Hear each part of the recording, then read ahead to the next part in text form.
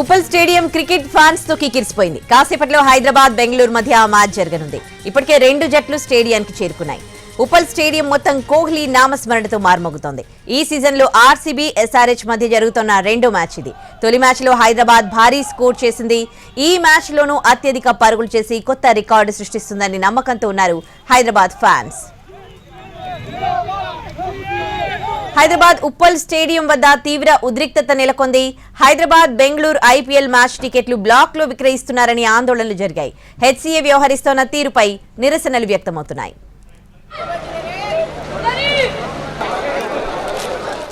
పూర్తి డీటెయిల్స్ మా ప్రతినిధి రవి అందిస్తారు. స్టేడియం దగ్గర నుంచి రవి. ఉదయశ్రీ ఉప్పల్ స్టేడియం వద్ద ఒక కోలాహలమైనటువంటి వాతావరణం ఉంది. కాసేపట్లో సన్ రైజర్స్ హైదరాబాద్ అదేవిధంగా ఆర్సీబీ మధ్య మ్యాచ్ జరగబోతోంది. నమస్తే అండి. ఇది వ్యాపారం గురించి కాదు, ఓటు గురించి. ఎన్నికల్లో ఓటు వేయడం మన హక్కు మాత్రమే కాదు, కర్తవ్యం. ఎంతో మంది మహా నేతలు శ్రమించి ప్రాణత్యాగం చేసి ఈ అవకాశాన్ని మనకిప్పించారు. అందరూ ఓటు వేద్దాం. ఎందుకంటే ఓటు హక్కు ఊరికే రాదు. నా ఓటు ఎవరికో తెలుసా? అది సీక్రెట్ అండి. ఎస్ఆర్హెచ్ ఇప్పటికే రికార్డులు సృష్టిస్తోంది. ఐపీఎల్ హిస్టరీలో అత్యధిక స్కోర్ నమోదు చేసినటువంటి టీంగా కూడా ఎస్ఆర్హెచ్ ఇప్పటికే రికార్డు సాధించింది.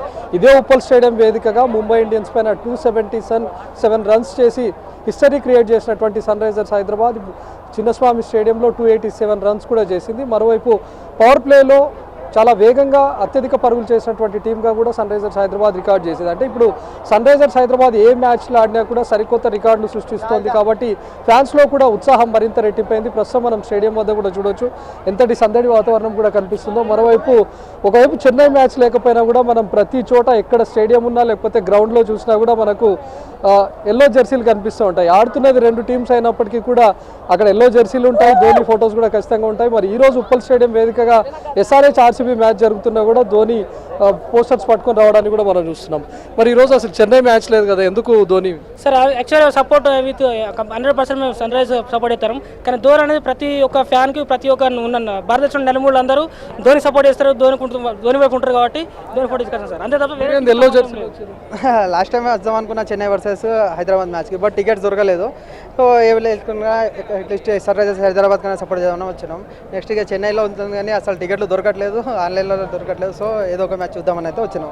ఈరోజు దొరికిన టికెట్స్ ఈజీగానే ఉన్నాయి. మరి ఇక బ్లాక్లోనే తీసుకున్నాం. బట్ అది ఇక ఎందుకు లేని కానీ తీసుకున్నాం. 3500 రూపీస్ తీసుకున్నాం. మంచిర్యాల నుంచి వచ్చినాం. అట్లా ఎట్లా అనిపిస్తుంది? ఎస్ఆర్హెచ్ ఇప్పటికే రికార్డులు సృష్టించింది. ఈ రోజు కూడా రికార్డ్ చేయాలని చెప్పేసి అనుకుంటున్నాం. 300 రన్స్ కొట్టాలని ఆశిస్తున్నాం అందరం.